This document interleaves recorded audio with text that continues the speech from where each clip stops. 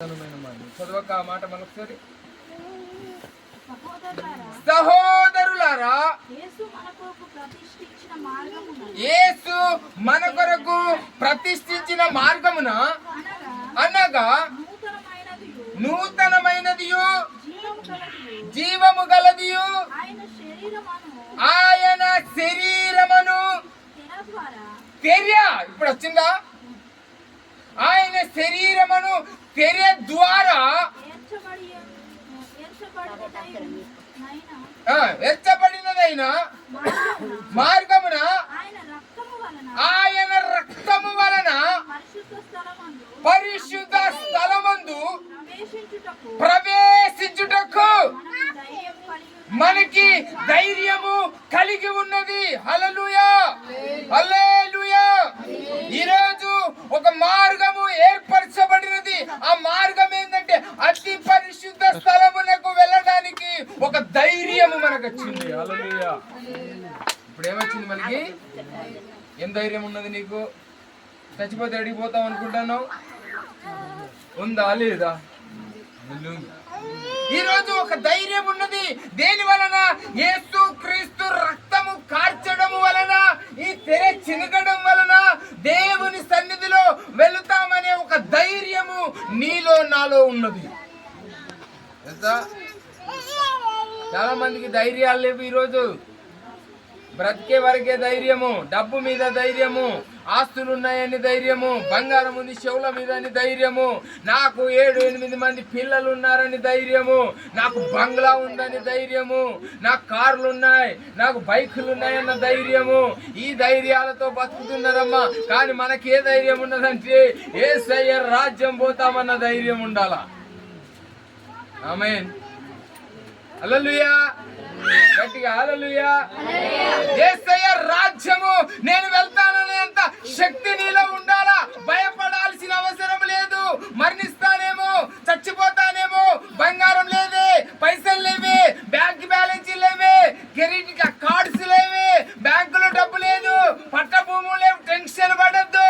యేసయ్య రక్తం కార్చిన ద్వారా మనకొక మార్గము ప్రవేశమైనది. హల్లెలూయా. మనకొక మార్గం ఏమైంది? తెరవబడింది. అంతేనా? మరొకసారి చదువు చివరిలో. ఆయన శరీరమును తెర ద్వారా ఏర్చబడినదయు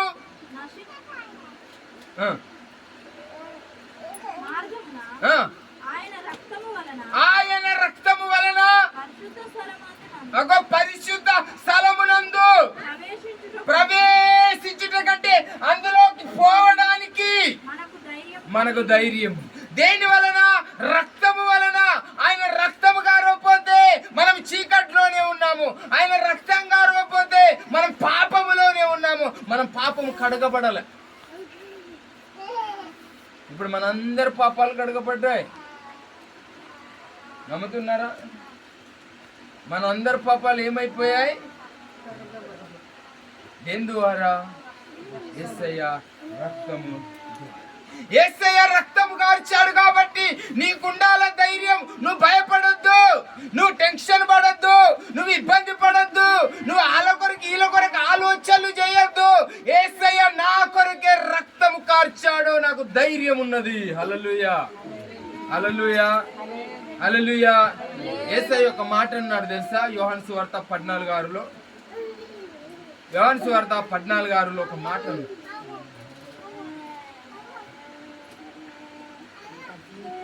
ఎవరైనా చదువుతారా చిన్నగా? యోహాను సువార్త 14.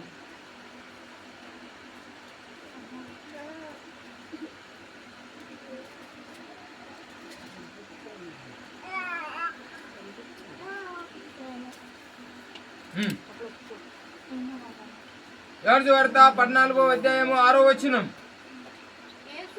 యేసు అగో నేనే మార్గమును సత్యమును జీవమును, నా ద్వారా తప్ప ఎవడు తండ్రి యొద్దకు చేరలేడు. హల్లెలూయా.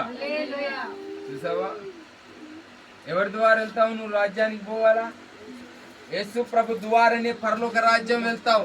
ఇక్కడ ఎంత ఆనందం ఉందో దీనికి డబల్ ఆనందం ఉంది పైన, తెలుసా? ఇక్కడ ఎంత ఆనందం ఉందో, నువ్వు ఎన్ని పోగొట్టుకుంటున్నావో అన్ని జమ అవుతున్నాయి అక్కడ. యేసయ్య చనిపోయిన తర్వాత ఒక మార్గం తెరవబడ్డది మనకి. ఏమంటున్నాడు యేసయ్య?